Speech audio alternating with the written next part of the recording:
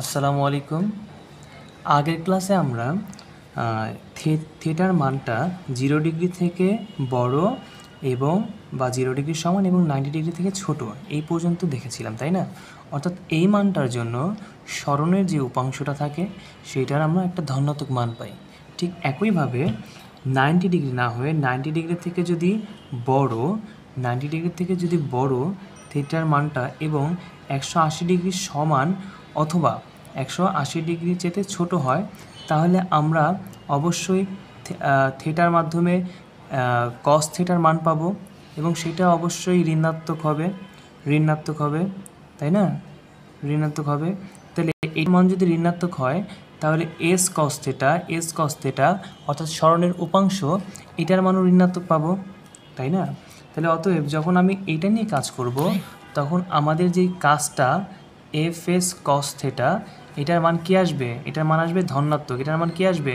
এটার মান আসবে ধনাত্মক। তাহলে এটার মান যদি ধনাত্মক আসে তাহলে কাজের মান কী হবে? এইটা দ্বারাই তো আমরা কাজ পাবো, তাই না? দুইটার গুণফল দ্বারাই তো কাজ পাবো।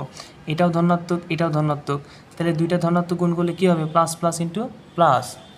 আর যখন এস কস থিটা ঋণাত্মক হবে তখন এফ এস কস থিটা এটার মান হলো ঋণাত্মক, এটার মান হলো ধনাত্মক। তাহলে দুইটার গুণফলে কী আসবে? কাজটা ঋণাত্মক আসবে, তাই নয় কি? তাহলে কাজটা নেগেটিভ আসবে, তাই না? কাজটা নেগেটিভ আসবে। অর্থাৎ তাহলে আমি আসলে বোঝাতে চাচ্ছি যে যদি থিটার মানটা যদি 90 ডিগ্রি হয়, তাহলে আমরা কস থিটার মানটা 0 পাই। সেই ক্ষেত্রে কাজের মানটা কি হয়? কাজের মানটাও 0 হয়। সেই ক্ষেত্রে কাজের মানটাও কি হয়? কাজের মানটা 0 হয়।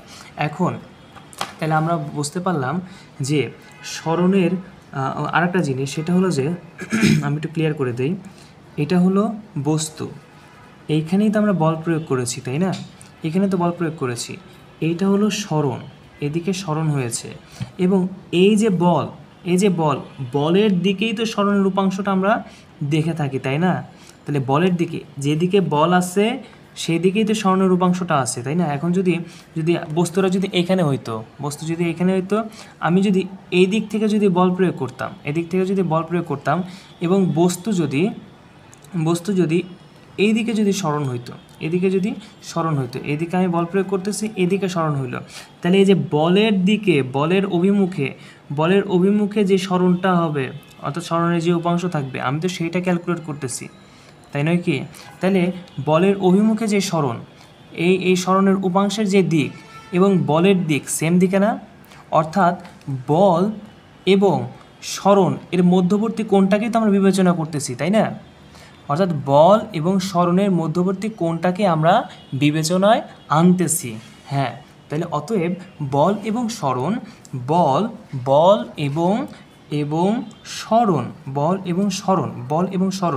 এর মধ্যবর্তী কোণটা যদি 90 ডিগ্রি হয়ে যায়, অর্থাৎ বল এবং স্মরণের মধ্যবর্তী কোণ যদি 90 ডিগ্রি হয়ে যায়, তাহলে আমরা কি পাবো? তাহলে আমরা কাজ পাবো 0।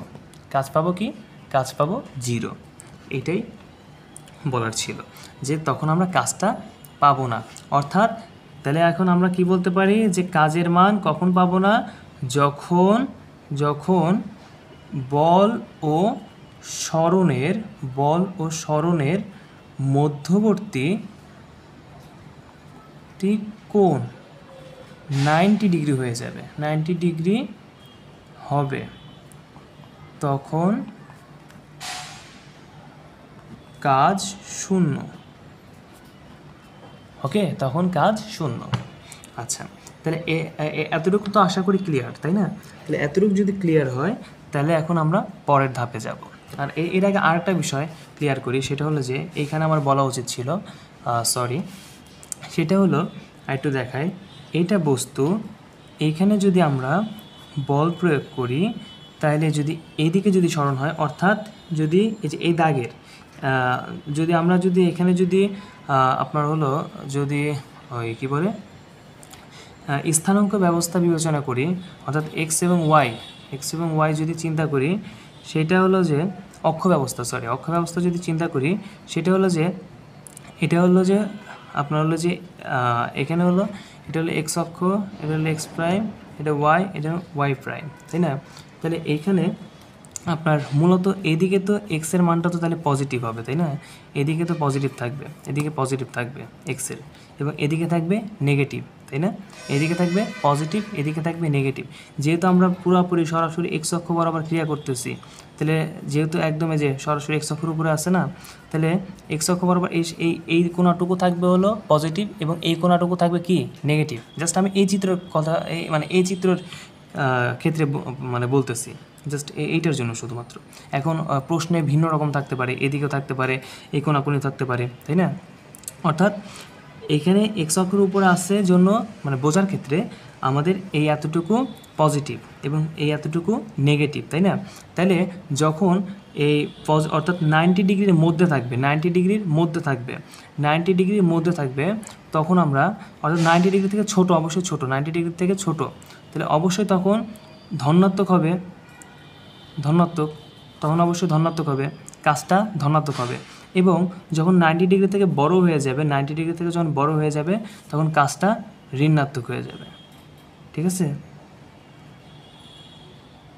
ঋণাত্মক হয়ে যাবে। ওকে, এইটা একটু মাথায় রাখেন। আচ্ছা, তাহলে এখন এই এতটুকু বুঝলে, তাহলে এখন এইটা একটু দেখেন, সেইটা হলো এখানে একটু বুঝাই দিই। জাস্ট আমি আসলে আপনাদেরকে, আপনারা তো বিভিন্ন জায়গায় ক্লাস করেন, অনলাইনে ক্লাস করেন, আমি তো আর সেভাবে নিতে পারবো না, ছোটো মানুষ তো, সুতরাং আমি জাস্ট বইটা আপনাদেরকে দেখাই দিচ্ছি, যাতে করে আপনাদের ওইগুলো ক্লাসগুলো করলে এবং বইগুলো যখন পড়বেন, তাতে করে আপনাদের একটু ইজি হয়, এই আর কি। আর আশা করি ইনশাআল্লাহ আপনাদেরকে পড়াইতে একটা সময় ভালো পড়াইতে পারবো। তো যাই হোক, 362 পৃষ্ঠার শেষের দিকে এখন এখানে আসা যাক। আমি যতটুকু বোঝাতে চাইছি আশা করি বুঝতে পেরেছেন। আর কোনো প্রশ্ন থাকলে আমার কোনো কিছু জানার ব্যাপারে আশা করি কমেন্টসে বলবেন। আচ্ছা, তাহলে এখন কাজ হওয়া এবং না হওয়ার কারণ কী? আচ্ছা, এখানে বলা হয়েছে পৃথিবী সূর্যের চারিদিকে ঘোরে, অর্থাৎ পৃথিবী এবং সূর্যের যে ঘূর্ণয়নের মাধ্যমে যে কাজটা হয় সেটাকেই সেটা সম্পর্কে বলা হয়েছে। আমি জাস্ট আপনাদেরকে একটু বোঝাই দিই। সেটা হলো, এটা হলো সূর্য, এটা হলো সূর্য, এবং এইখানে পৃথিবী ঘুরতেছে, এটা হলো পৃথিবী, হ্যাঁ, এটা পৃথিবী। সূর্য এবং পৃথিবী তার নিজ অক্ষের মধ্যে ঘুরতেছে, সুন্দর করে এইভাবে ঘুরতেছে, তাই না? সুন্দর করে ঘুরতেছে। তা এখন ঘোরার সময় এই পৃথিবী এবং সূর্য এই দুটার মধ্যে একটা আকর্ষণ বল ক্রিয়া করে না? অবশ্যই একটা আকর্ষণ বল ক্রিয়া করে, অর্থাৎ সূর্যকে কেন্দ্র করেই তো পৃথিবী ঘোরে, তাই না? যেমন পৃথিবীর সাথে আমরা সবাই, যেমন ধরেন যে এখানে আমি বসে আছি, হ্যাঁ, একটা চেয়ারের মধ্যে একদম আরামে বসে আছি, তাহলে আমার সাথে একটা পৃথিবীর সম্পর্ক আছে এবং পৃথিবীর সাথে সূর্যের একটা সম্পর্ক আছে, তাই না? অর্থাৎ পৃথিবী যেরকম আমাকে টানতেছে, সূর্যও তেমন পৃথিবীকে টানতেছে তার নিজের দিকে। তাহলে অবশ্যই এদিকে একটা বল ক্রিয়া করতেছে, তাই না? এদিকে একটা বল ক্রিয়া করতেছে এবং সূর্য কিন্তু একে কেন্দ্র করে কি করতেছে? ঘুরতেছে, তাই না? একটা নির্দিষ্ট একটা কক্ষপথে ঘুরে, কী করে? ঘুরে। আচ্ছা, সূর্য কি একটা কক্ষপথে ঘুরে, তাহলে এখন পৃথিবী আপনি জাস্ট একটা জিনিস চিন্তা করেন, আপনি যখন একটা জিনিসকে ঘোরাবেন, একটা জিনিসকে যখন ঘোরাবেন, ধরেন যে একটা সুতার মধ্যে একটা পাথর বাঁধছেন, এটা একটা পাথর, এই সুতা, এটা হলো আপনার হাত, হ্যাঁ, এটা আপনার হাত, এই হাত দিয়ে আপনার হলো যে ওই একটা পাথরকে এই সুতার মাধ্যমে ধরে রাখছেন এবং ধরে ঘোরাচ্ছেন, ঠিক আছে? এভাবে ঘোরাচ্ছেন, ঘুরাইতে দেখবেন একটা জিনিস অনুভব করেন, জাস্ট একটু চিন্তা করেন, ইমাজিন করেন, সেটা হলো যে আপনার দিকে একটা আপনি যখন ঘোরাচ্ছেন, তখন দেখবেন পাথরটা আপনাকে ছেড়ে চলে যেতে চায়, তাই না? পাথরটা আপনাকে ছেড়ে কী করতে চায়? চলে যেতে চায়, কিন্তু আপনার কেন্দ্রের দিকে, অর্থাৎ আপনার দিকে একটা টানের জন্য সে যেতে পারে না। পাথরটা কিন্তু সরে যেতে চায়, আপনার থেকে সরে যেতে চায়, কিন্তু আপনার দিকে একটা টান, একটা বল প্রয়োগ হয়, এজন্য কি করে, এজন্য সেটা সরে যেতে পারে না, এজন্য সেটা সরে যেতে পারে না। অর্থাৎ কেন্দ্রের দিকে যখন একটা কিছুর সাপেক্ষে যখন আর একটা কিছু ঘুরে, তখন কেন্দ্রের দিকে একটা অবশ্যই বল কাজ করে, এবং তার বিপরীতে সেই বস্তুটা একটা সার্টেন সময়ে, একটা নির্দিষ্ট সময়ে সে যেখানে যদি আপনি ছেড়ে দেন, অর্থাৎ এই বলটাকে যদি অপসারণ করে দেন, এই বলটাকে যদি অপসারণ করে দেন, তাহলে অর্থাৎ যদি রশিটা যদি ছেড়ে দেন, তাহলে কী হবে, ওই বস্তুটা ধরেন যে আপনি 2 সেকেন্ড পরে বস্তুটা ঘুরতে ঘুরতে ঘুরতে ঘুরতে এখানে আসলো, বস্তুটা এখানে আসলো, তখন বস্তুটা যখন ছেড়ে দিবেন দেখবেন যে তখনও তো এই কেন্দ্রমুখী একটা বল কাজ করতেছে, তাই না, কেন্দ্রমুখী একটা বল কাজ করতেছে। তার পাশাপাশি যখন ওই সময়ে এই 2 সেকেন্ড পরে বস্তুটা যখন ছেড়ে দিবেন, তখন ওই বস্তুটা যেই দিকে ক্রিয়াশীল থাকবে ওই বস্তুটা ঠাস করে ওই দিকে ছিঁড়ে চলে যাবে। অর্থাৎ ঘুরাইতে ঘুরাইতে যখন একটা বস্তু আপনি ছেড়ে দিবেন, দেখবেন যে সেই বস্তুটা ওই সময়ে যেই দিকে ক্রিয়াশীল ছিল ওই দিকেই ঠাস করে চলে যাবে, বুঝছেন। অর্থাৎ আমরা যখন একটা বস্তুকে কেন্দ্র করে আরেকটা বস্তুকে যখন ঘোরাই, তখন আমাদের দিকে একটা বল কাজ করে, এবং তার বিপরীতে সেই বস্তুটা যেদিকে থাকে সেই দিকে যখন আপনি বস্তুটাকে ছেড়ে দেবেন, ওই দিক বরাবর বস্তুটা চলে যেতে চাবে, বুঝছেন। অর্থাৎ এর যে মধ্যবর্তী, অর্থাৎ বস্তুর যেই যেতে চাওয়ার যে দিকটা, হ্যাঁ, অর্থাৎ সরণের যে দিকটা, এবং আপনি যে বল প্রয়োগ করতেছেন, এই দুইটা মধ্যবর্তী কোণ তখন 90 ডিগ্রি থাকে। অর্থাৎ ঘোরাতে ঘোরাতে যখন আপনি একটা বস্তুকে ছেড়ে দিবেন, তখন এই যে বস্তুটা যেদিকে সরণ ঘটবে, অর্থাৎ যেদিকে চলে যাবে সেই দিকে, এবং আপনার যে কেন্দ্রমুখী যে বলটা থাকবে সেই দিকে, এই দুইটার দিকের সাথে মধ্যবর্তী কোণ থাকবে কত, 90 ডিগ্রি। অর্থাৎ এফ এবং এস এর মধ্যে কোণ থাকবে কত, 90 ডিগ্রি। অর্থাৎ ঘোরানোর সময় ও যেখানে অবস্থান করবে ওই দিক বরাবর চলে যাবে 90 ডিগ্রি অ্যাঙ্গেলে আপনার ওই কেন্দ্রমুখী বলের সাথে। তেমন সূর্য এবং পৃথিবীর ক্ষেত্রে সেম জিনিসটা ক্রিয়া করে।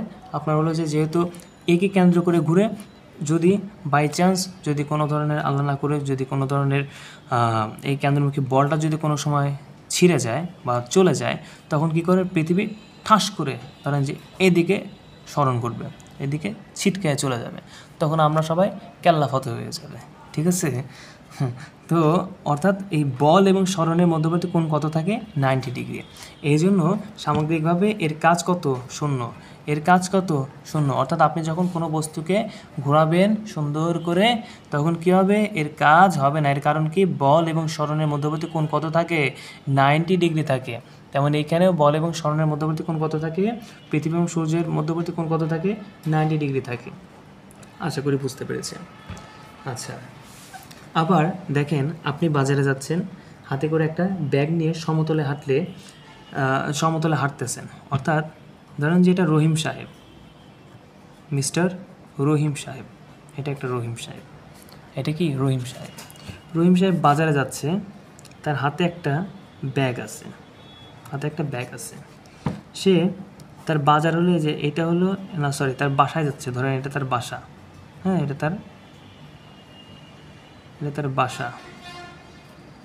তার বাসা, সে বাসার দিকে অগ্রসর হচ্ছে। তো তখন সে যেহেতু এখানে ছিল, একটা নির্দিষ্ট সময় পরে তার স্থান পরিবর্তন হচ্ছে, অর্থাৎ আদি অবস্থান এবং শেষ অবস্থানের মধ্যবর্তী যে দূরত্ব সেটা একটু স্মরণ, তাই না। তাহলে অবশ্যই আমরা স্মরণ পাচ্ছি, অর্থাৎ স্মরণটা এদিকে, স্মরণটা কোন দিকে, এদিকে, অবশ্যই স্মরণ এদিকে। এবং দেখেন ব্যাগটার সাথে আবার এটা কিন্তু ভূমি, তাই না। তাহলে নিচের দিকে আবার অভিকর্ষ বল ক্রিয়া করছে, তাহলে এখন আপনারা বলেন তো, তাহলে কি এখানে কি কাজ করা সম্ভব। অর্থাৎ একটা মানুষ যখন ব্যাগ নিয়ে বাজারে গেল, খালি ব্যাগ নিয়ে, তারপরে সেই ব্যাগটা আবার হাতে করে নিয়ে ভারী অনেক কিছু কিনে টিনে বাজার টাজার করে যখন আবার বাসায় আসলো, তখন কি সে কাজ করলো, কোনো কাজই হলো না। এর কারণ কি, নিচের দিকে অভিকর্ষ বল ক্রিয়া করছিল এবং তার ব্যাগের কোনো কাজই হলো না। কাজ হলো জিরো। আশা করি বিষয়টা বুঝতে পেরেছেন। তেমন আবার আরেকটা জিনিস সেটা হলো যে আচ্ছা পাথরের ব্যাপারটা তো বললামই, পাথরের দড়ি বেঁধে ঘোরালে, এটা তো বুঝতে পারলেন। এই তিনটা ঘটনাই এইখানে আপনাদের ছিল। এই যে দেখেন, ফার্স্টে ছিল পৃথিবীর গল্প, এখানে ছিল পৃথিবীর গল্প, এখানে ছিল পৃথিবীর গল্প, তারপরে ছিল হাতে একটি ব্যাগ নিয়ে সমতল পথে হাঁটলে ব্যাগটির ওজন অর্থাৎ অভিকর্ষ বল কোনো কাজ করে না, কারণ সমতলে হাঁটার ব্যাগটির সরণ আনুভূমিক রেখা বরাবর অর্থাৎ অভিকর্ষ বলের লম্ব দিকে হয়, তাই সরণ হলেও অভিকর্ষ বল কোনো কাজ করে না। ঠিক আছে, অর্থাৎ কোনো কাজ হয় না, মূল কথার এক কথা, সেটা তো বললামই, দেখাই দিলাম। তারপরে এখানে একটা পাথরের কাহিনী আছে, এই যে পাথরের কাহিনী যেটা বললাম ওই রকমই। তারপরে এখন আরেকটা জিনিস, সেটা হলো যে এইখানে আবার চিংড়ি মাছের গল্প আছে, চিংড়ি মাছের গল্পটাও বোঝাই দিচ্ছি। চিংড়ি মাছ ধরেন যে, হ্যাঁ চিংড়ি মাছই ধরেন, আচ্ছা চিংড়ি মাছ তাকাইতে পারি না ভাই, ধরেন যে এমনি মাছ ধরেন, হ্যাঁ আমি আবার অঙ্কনে খুব দুর্বল, ধরেন এমনি মাছ, আপনি বড়শিতে একটা মাছ, যারা পুকুরে মাছ ধরেন বা নদীতে মাছ ধরেন তারা তো জানেনই, এবং সবাই আশা করি জানেন যে মাছ যখন উঠান পানি থেকে তখন মাছ খুব লাফালাফি করে, তাই না? মাছ কী করে? লাফালাফি করে। তো ধরেন যে আপনি একটা মাছকে আপনার পানি থেকে তুললেন, তোলার পরে সে মাছটা লাফালাফি করতে করতে থামলো, থামার পরে আপনি একটু গুঁতা দিলেন, কী করলেন? একটু গুঁতা দিলেন, গুঁতায় যে ধরেন যে হেন একটু গুঁতা দিলেন, কথার কথা হেন একটু গুঁতা দিলেন, বা এদিকে যেদিকে মন চায় গুঁতা দিলেন, বুঝছেন? ধরেন গুঁতা দিলেন, গুঁতা দেওয়ার পরে কী হলো? ধরেন এদিকে গুঁতা দিলেন, গুঁতা দেওয়ার পরে কী হলো? সে ঠাস করে একটা লাফ দিল, সে কী করলো? এদিকে উপরের দিকে লাফ দিল, অবশ্যই লাফ দিবে। তাহলে যখন লাফ দিল, গুঁতা দিলেন এদিকে, লাফ দিল এদিকে, তাহলে কি কোনো কাজ হয়েছে? কাজ হয় না। এর কারণ কি? মধ্যবর্তী কোণ কত? 90 ডিগ্রি। তো সেটাই বলছে যে পানি থেকে সদ্য তুলে আনা একটি চিংড়ি মাছকে মাটির উপরে রাখো, এবার একটি কাঠি দূর থেকে মাছটির গায়ের দিকে ঠেলে দাও, কী দেখতে পাবে? চিংড়ি মাছটি সোজা উপরের দিকে লাফ দিবে। এক্ষেত্রে চিংড়ি মাছটি কর্তৃক কোনো কাজ হবে কি না? আচ্ছা, এখন চিংড়ি মাছ কর্তৃক কোনো কাজ হবে না, এর কারণ কি? এর কারণ হলো যে আপনার হলো এই যে সরণটা, প্রথম কথা সেটা হলো যে আপনি যখন বল প্রয়োগ করবেন, আপনি যখন বল প্রয়োগ করবেন সেটা আপনার ক্ষেত্রে যখন এদিকে যখন বল প্রয়োগ করতেছেন তখন ওই মাছটা লাফ দিচ্ছে এদিকে, তখন কাজ হচ্ছে না, সেটা হলো জিরো, সেটা আপনার ক্ষেত্রে, মাথায় রাখবেন কিন্তু বিষয়টা, সেটা হলো আপনার ক্ষেত্রে। কিন্তু যখন এই চিংড়ি মাছটা ধরেন আপনি টোকা দিছেন, চিংড়ি মাছটা তো নিচের দিকে একটা বল প্রয়োগ করতেছে না, নিচের দিকে একটা বল প্রয়োগ করতেছে, এই যে নিচের দিকে একটা বল প্রয়োগ করতেছে, বল প্রয়োগ করার পরেই তো উপরে উঠতেছে, তাই না? তাহলে বল প্রয়োগ করলো কোন দিকে? নিচের দিকে। উপরে মানে স্মরণ ঘটলো কোন দিকে? উপরের দিকে। এইখানে গিয়ে কি থেমে গেছে? না, সে কিন্তু আবার নিচে আসছে। সে কোথায় আসছে? সে আবার নিচে আসছে। এমন না যে এ বল প্রয়োগ করেও আকাশে চলে গেছে, এমন কি? না, এমন না। তাহলে চিংড়ি মাছের ক্ষেত্রে সে নিচে একটা কি করছে? নিচে একটা চাপ দিছে, চাপ দিয়ে ঠাস করে উপরে উঠে গেছে, উপরে উঠে আবার নিচে চলে আসছে। হ্যাঁ, উপরে যদি সে স্থায়ী হইতো, উপরে কি হইতো? উপরে যদি সে স্থায়ী হইতো তাহলে একটা কাজ হইতো, কিন্তু সে তো উপরে স্থায়ী না। ধরেন যে আপনার প্রশ্ন আসলো, আপনি পুকুর থেকে একটা মাছ ধরলেন, মাছ ধরার পরে সে মাছটা কী করলো? মাটিতে একটা বল প্রয়োগ করে সে আকাশে উঠে গেল, হ্যাঁ, ঘূর্ণিঝড়ে সে আকাশে উঠে গেল, হ্যাঁ, এমন বলই প্রয়োগ করলো, ওই সময় আবার ঘূর্ণিঝড় আসলো, সে আকাশে উঠে গেল। তাহলে কি কাজ হবে? হ্যাঁ, অবশ্যই হবে। এর কারণ কি? সে তো আর মাটিতে আসে নাই, তাই না? তাহলে এমন কাজই করছে, একদম আকাশে উঠে গেছে। মানুষ লক্ষ লক্ষ কোটি কোটি টাকা খরচ করে আকাশে যেতে চায়, আর সে একটা লাফ দিয়ে ঘূর্ণিঝড়ের প্রভাবে সে আকাশে চলে গেল। তো তখনই কাজ হবে। কিন্তু যদি সে মাটিতে চলে আসে তাহলে কি হবে? তখন স্মরণটা শূন্য হবে। স্মরণ কী হবে? স্মরণ শূন্য হবে। তখন কিন্তু চিংড়ি মাছের ক্ষেত্রে কাজও শূন্য। অর্থাৎ আপনি যখন এখানে বল প্রয়োগ করতেছেন, ওর মুখের দিকে একটা গুঁতা মারতেছেন, গুঁতা মারার পরে কী হলো? সে কাজ করলো। তাহলে সে কাজ করার জন্য স্মরণ ঘটাইলো। তাহলে সেই ক্ষেত্রে স্মরণ একটা ভালো কথা। ও কিন্তু যদি উপরের দিকে থেকে থাকে তাহলে কিন্তু স্মরণ জিরো। কিন্তু আপনি চিন্তা করেন, এইখানেও কিন্তু স্মরণ জিরো। এর কারণ কি? ও লাফ দিল, লাফ দেওয়ার পরে হ্যাঁ তখন 90 ডিগ্রি ছিল, তখন কি ছিল? তখন 90 ডিগ্রি ছিল। কিন্তু এই ক্ষেত্রেও তো সে নিচে আসতেছে, তাই না? তাহলে এই ক্ষেত্রে কি তার স্মরণ হচ্ছে না? তাহলে এই ক্ষেত্রেও জিরো। এই ক্ষেত্রেও কি, এই ক্ষেত্রেও সরণ 0, আপনার ক্ষেত্রেও সরণ 0, ওর ক্ষেত্রেও সরণ 0। তাহলে ওর মানে এর এই মকসেদের সরণটাই 0। বুঝতে পেরেছেন? যদি যদি আকাশে থাকতো তখন ওর 90 ডিগ্রি হইতো, তখনও কাজ 0 হইতো, কিন্তু সরণ থাকতো। কিন্তু এখনও তো সরণ নাই, ও তো আর আকাশে থাকবে না, ও তো মাটিতে আসবেই। তাহলে সেই ক্ষেত্রে কী হবে? সরণ 0 হবে। বুঝতে পেরেছেন? এটা এখানে বলা হয়েছে যে দেখেন কাজের সংজ্ঞা থেকে আমরা জানি বল ক্রিয়া করলেও যদি বলের প্রয়োগবিন্দুর সরণ s=0 হয় তবে কাজ শূন্য হয়। যদি বলের প্রয়োগবিন্দুর সরণ বলের অভিমুখের লম্ব দিকে হয় অর্থাৎ θ=90 ডিগ্রি হয় তবে cos θ=0 হলে w=0 হয়। তাই এক্ষেত্রে কোনো কাজ হয় না। বুঝতে পেরেছেন? আশা করি বুঝতে পেরেছেন। তারপরে আবার অনুধাবনমূলকে কাজে বলা হয়েছে যে এক ব্যক্তি নদীতে স্রোতের বিপরীতে এমনভাবে সাঁতার কাটছে যে সে নদীর তীর সাপেক্ষে স্থির রয়েছে। এখন আপনারাই বলেন, সে নদীর তীর সাপেক্ষে স্থির আছে, তাহলে কি আছে? সে স্থির আছে, তার কোনো সরণই হয় নাই, সরণ 0, তাহলে কাজ কি হয়েছে? কাজ হয় নাই। বুঝতে পেরেছেন? তাহলে এইটাই হলো কথা। আচ্ছা, তাহলে আশা করি এতটুকু পর্যন্ত আপনারা ক্লিয়ার, আশা করা যাচ্ছে। আচ্ছা, তারপরে এখন পরেরটা আসি, কয়েকটা বিশেষ ক্ষেত্রে কাজ। আচ্ছা এখন আবার আরেকটা নিউ পেজে যায় না, এখানেই থাকে।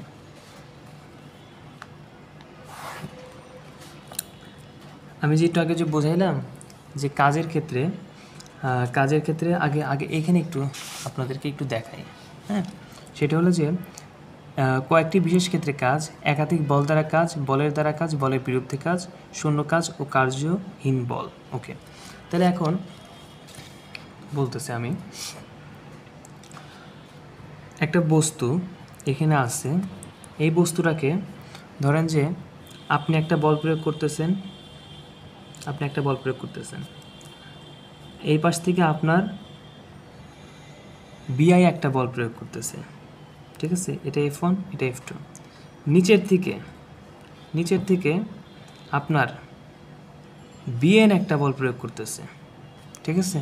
তাহলে আপনি করতেছেন, আপনার বিআই করতেছে, আপনার বিএন করতেছে, ঠিক আছে? এই তিনজন বল প্রয়োগ করার ফলে বস্তুটা লাস্টে এই দিকে সরণ হইল। তাহলে এইখানে কতগুলা বল প্রয়োগ করা হয়েছে? একাধিক বল প্রয়োগ করা হয়েছে না? একাধিক বল প্রয়োগ করার পরে সরণটা হয়েছে কোনটা? সরণটা হয়েছে এইটা, একটা সরণ হয়েছে। এমন না যে এটা বল প্রয়োগ করার পরে এখানে গেছে, এটা বল প্রয়োগ করার পরে এখানে গেছে, এটা বল প্রয়োগ করার পরে এখানে গেছে, এমন তো না।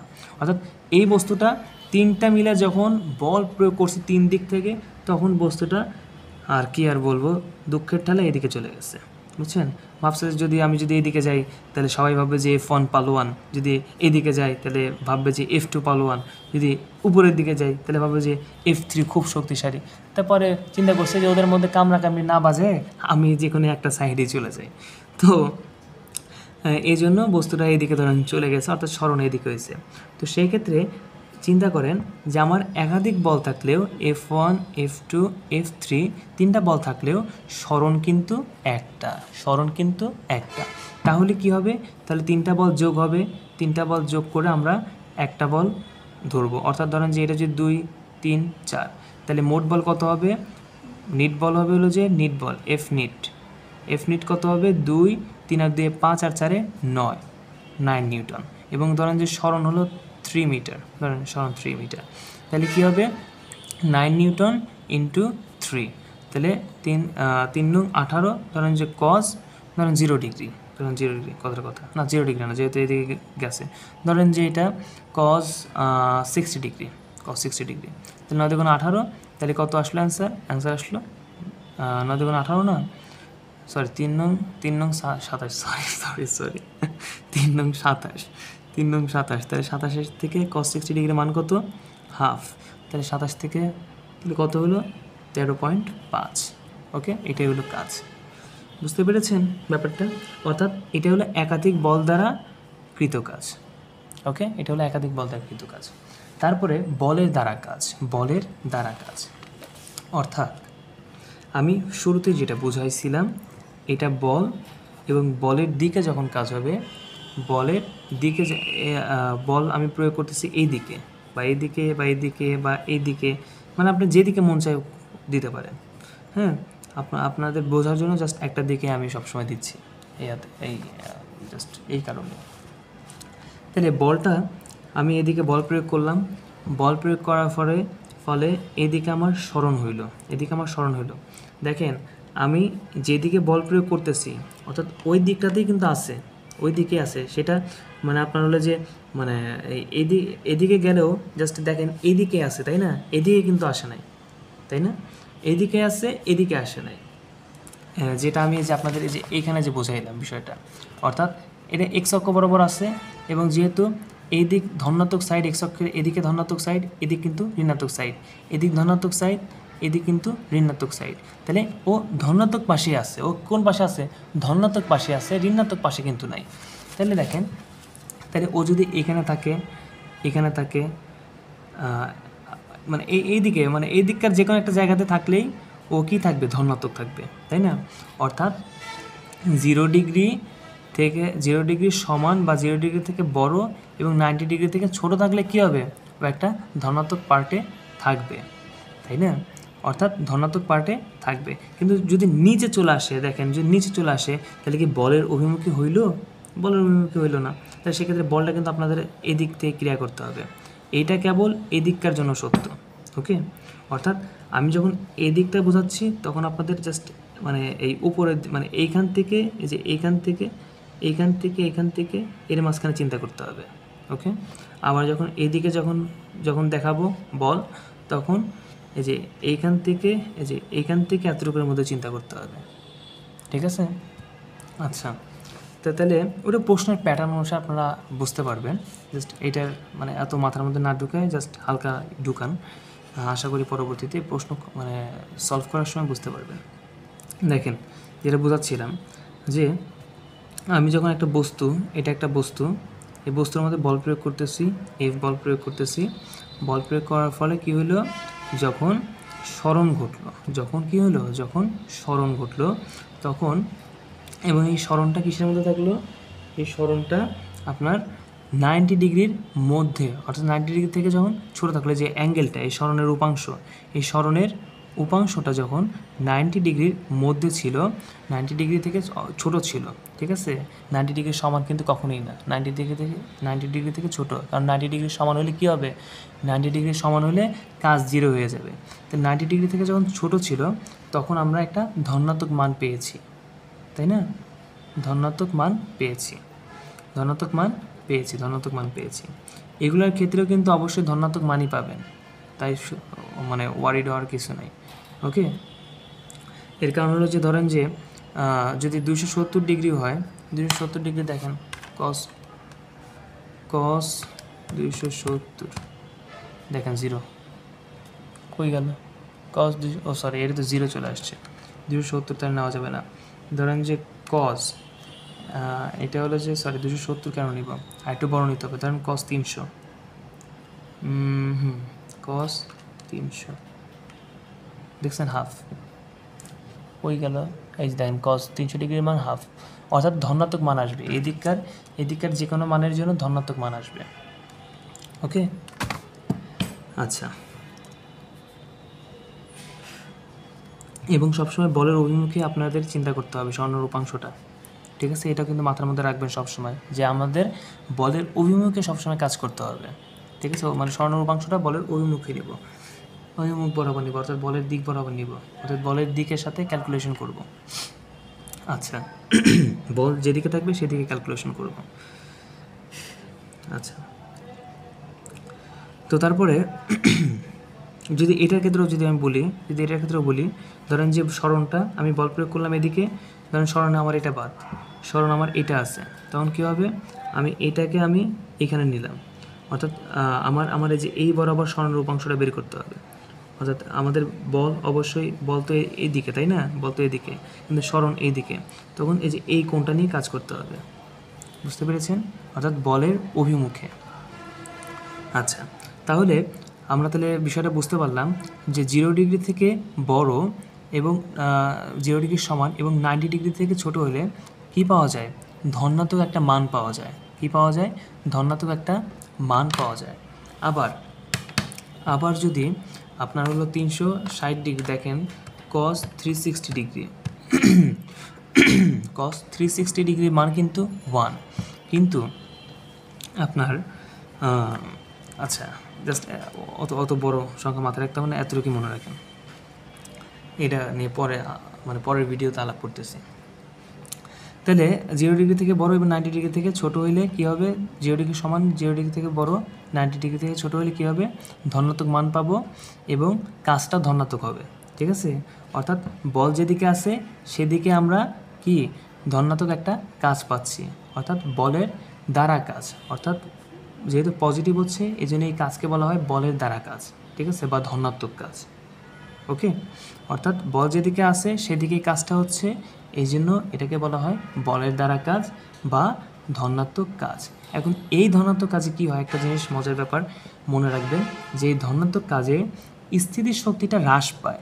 কি হ্রাস পায়? স্থিতিশক্তি হ্রাস পায়। অর্থাৎ আপনার বল, আপনি ধরেন যে একটা বস্তুকে ঢিল মারবেন, কথার কথা ধরেন একটা বস্তুকে নিয়ে সেই জোরে একটা ঢিল মারতেছেন, বা ঢিল না, ধরেন যে আমি যদি এটা নিয়ে বোঝাই, আমি আমার এই কলমটাকে যেদিকে বল প্রয়োগ করতেছি দেখেন সেদিকেই যাচ্ছে, যেদিকে বল প্রয়োগ করতেছি সেদিকেই যাচ্ছে কলমটা। অর্থাৎ যখন আমার বলের দিক এবং সরণের দিকটা প্রায় সরণের দিকটা প্রায় একই দিকে যখন হবে, তখন কি হবে? তখন গতিশক্তি বাড়বে না? অবশ্যই গতিশক্তি বাড়বে। কারণ কি, আমি যেদিকে বল প্রয়োগ করতেছি সেদিকে সরণ হচ্ছে।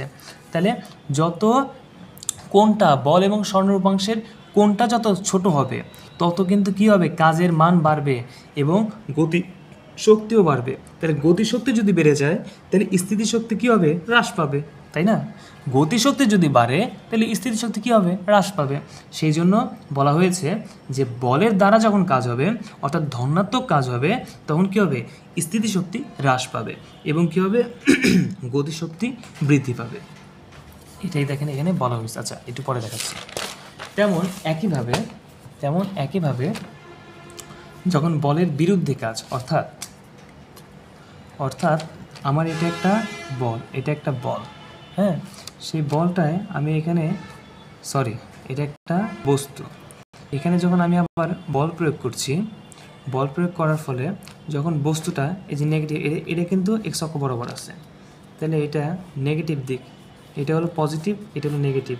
তাহলে নেগেটিভ দিকে ধরেন বল প্রয়োগ করছি, এদিকে বস্তু ঘুরে গেল এইদিকে, একদম সরাসরি বস্তু এদিকে ঘুরে গেল, বা এখানে হইলো এখানে তো হবে না, সরি এদিকে হইলো, যেদিকে মন চায়, এদিকে হইলো যেদিকে মন চায়। তো ওইটার সাথে এর যে কোণ হবে এটা অবশ্যই নেগেটিভ হবে, যে মানটা যে কোণটা আসবে সেই কোণের মানটা অবশ্যই ঋণাত্মক হবে, তাই না? যেমন ধরেন এটা তো 90 ডিগ্রি প্লাস, তাই না? তাহলে 90-র সাথে ধরেন 30 যোগ করে, তাহলে কত হলো? 120 ডিগ্রি। তাহলে cos 120 ডিগ্রির মান কত? দেখা সম্ভবত মাইনাস হাফ হবে সম্ভবত। cos 120 ডিগ্রি, এই দেখেন cos 120 ডিগ্রির মান হলো মাইনাস হাফ, দেখছেন? অর্থাৎ 90 ডিগ্রি থেকে যখনই বড় হবে তখন কি হবে? কজের মানটা ঋণাত্মক আসবে, নেগেটিভ আসবে, নেগেটিভ আসবে। তাহলে কজের মান যদি নেগেটিভ আসে, ঋণাত্মক আসে, তখন কি হবে? তখন হবে হলো কাজের মানটাও কি হবে? নেগেটিভ আসবে। কাজের মানটা কি আসবে? নেগেটিভ আসবে। তাহলে কজের মান যদি নেগেটিভ আসে, কাজের মানও নেগেটিভ আসবে। এর কারণ কি? এফ এস কস থিটা এর গুণফল, প্লাস এবং মাইনাসের গুণ করলে কত হয়? মাইনাস হবে। তাহলে যখন কাজটা ঋণাত্মক আসতেছে তখন কি হয়? তখন যখন এই যে কাজটা যে ঋণাত্মক চলে আসলো, একে বলা হয়, যে বল দ্বারা যে কাজটা করা হলো একে বলা হয় ঋণাত্মক কাজ। হ্যাঁ, ঋণাত্মক কাজ বা বলের বিরুদ্ধে কাজ। অর্থাৎ আমি এদিকে বল প্রয়োগ করতেছি, স্মরণও করতেছে ঠিকই, কিন্তু এর দিকটা সমস্যা করে ফেলছে। অর্থাৎ বল এবং স্মরণের যে মধ্যবর্তী কোণ, এই কোণের মানটা বেশি হয়ে গেছে। বেশি হওয়ার কারণে কি হয়েছে? ধরেন আমি এই কলমটারে এদিকে ঠেলতেছি, হ্যাঁ, এদিকে বল প্রয়োগ করতেছি, কিন্তু কলমটা এত বজ্জাত যে ও পিছনের দিকে চলে যাচ্ছে। অর্থাৎ আমি কিন্তু বল প্রয়োগ করতেছি, ঠিক আছে, কিন্তু যাচ্ছে কোন দিকে? পিছনের দিকে। তাহলে কি হচ্ছে? স্মরণ তো হচ্ছেই, আমার বল প্রয়োগের জন্য তো স্মরণ হচ্ছে, কিন্তু আমাদের দুইজনের যে দিকটা যে ছিল সেই দিকটা যেই থিয়েটারটার মান যে পাইলাম ওই দিক চেঞ্জ হওয়ার কারণে অবশ্যই থিয়েটার তারতম্য হয়েছে, কোণের তারতম্য হয়েছে। তাহলে এবং যখন পিছনের দিকে গেছে তখন অবশ্যই আপনার 90 ডিগ্রি থেকে বড় হয়ে গেছে, অর্থাৎ আমি যেদিকে ক্রিয়া করতেছি তার সাথে আমার সাথে একদম পুরো 180 ডিগ্রি কোণে চলে গেল, তাই না? তাহলে এতে করে কী হচ্ছে, সে একটা ঋণাত্মক কাজ করে ফেলতেছে।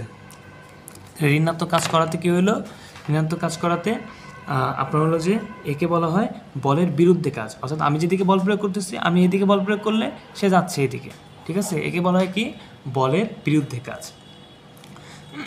আচ্ছা, এখন দেখেন সেটা হলো যে ফার্স্টে যখন বলের দ্বারা কাজ, আমি যখন বললাম যে দেখেন আমি এখানে বল প্রয়োগ করতেছি বলের দ্বারা কাজের সময়, এখানে বল প্রয়োগ করতেছি ও সরণের দিকেই যাচ্ছে, ঠিক আছে? আমি মানে বলের দিকে যাচ্ছে, বলের দিকে সরণটা অগ্রগামী হচ্ছে, তাহলে এইখানে অবশ্যই স্থিতিশক্তি হ্রাস পাবে এবং গতিশক্তি বৃদ্ধি পাবে। তেমনি যখন আমি বল এদিকে প্রয়োগ করতেছি কিন্তু সরণটা বিপরীত দিকে হচ্ছে, তখন কিন্তু আগের মতো গতিশক্তি লাভ করবে না এবং আগের মতো গতিতে যাবে না। তখন কী হবে, গতিশক্তি হ্রাস পাবে। গতিশক্তি কী হবে, গতিশক্তি হ্রাস পাবে এবং স্থিতিশক্তি বৃদ্ধি পাবে। অর্থাৎ আমি ওকে যেদিকে বল প্রয়োগ করতেছি ও তার বিপরীত দিকে সরণ হচ্ছে, তখন কী হবে, স্থিতিশক্তিটা বৃদ্ধি পেয়ে যাবে আস্তে আস্তে। এবং অর্থাৎ একটা সময় কী হবে, ওই আগের বস্তুটা যত তাড়াতাড়ি থেমে যেত, ঠিক আছে, মানে যত তাড়াতাড়ি গতি যখন একটা বস্তু অনেক গতিশীল থাকবে তখন সে অবশ্যই দেরিতে থামবে, এবং আরেকটা বস্তু যখন গতিই কম থাকবে তখন অনেক তাড়াতাড়ি থামবে, তাই নয় কি? তেমন ওইটার গতি বেশি ছিল, স্থিতিশক্তি কম ছিল, অর্থাৎ স্থিতিশক্তি ওখানে হ্রাস পায়, গতিশক্তি বৃদ্ধি পায়। কিন্তু পরের ক্ষেত্রে অর্থাৎ বলের বিরুদ্ধে কাজে কী হচ্ছে, স্থিতিশক্তি আপনার বৃদ্ধি পাচ্ছে এবং গতিশক্তিটা কী হচ্ছে, হ্রাস পাচ্ছে।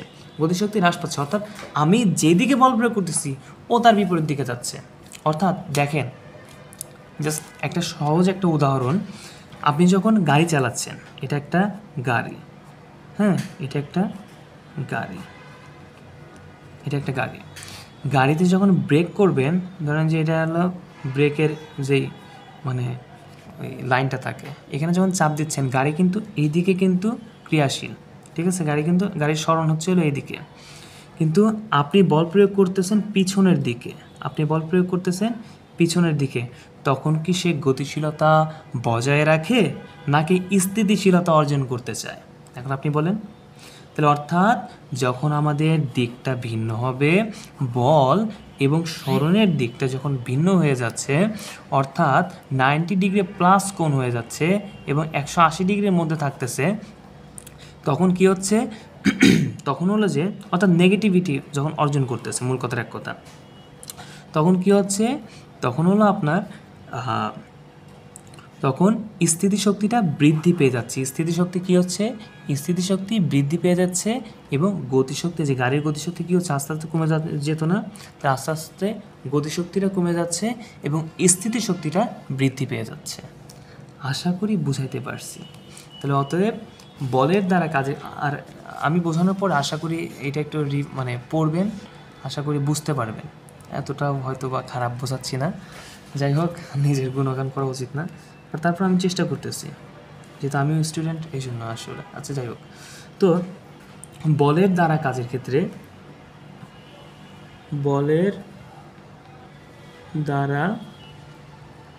ক্ষেত্রে থিটা কত হবে, 0 ডিগ্রি থেকে বড় বা 0 ডিগ্রির সমান এবং 90 ডিগ্রি থেকে ছোট, এবং বলের বিরুদ্ধে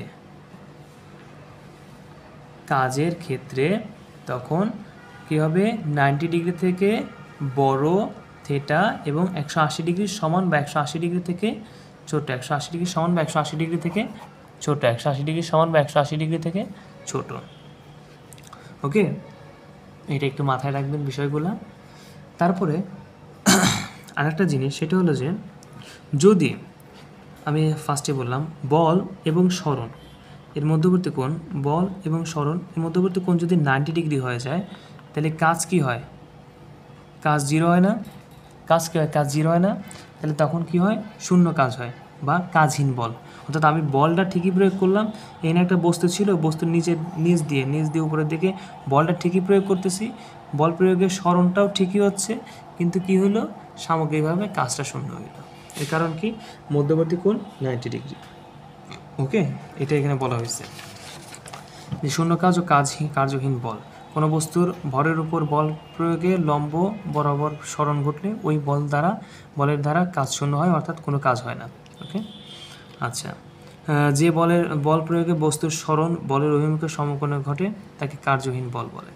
এইসব সূত্র এইসব সংজ্ঞা আপনাদের নিজেদেরকে বানাইতে হবে, বুঝলেন? এগুলা মুখস্থ যদি করতে চান তাহলে আমও যাবে সালাও যাবে। অর্থাৎ এইটা ফিজিক্সকে এমনভাবে বুঝতে হবে যে আপনি নিজে সংজ্ঞা বানাইতে পারবেন। অর্থাৎ আপনি যদি একটা জিনিস বুঝেন তাহলে অবশ্যই লিখতে পারবেন, তাই না? আচ্ছা,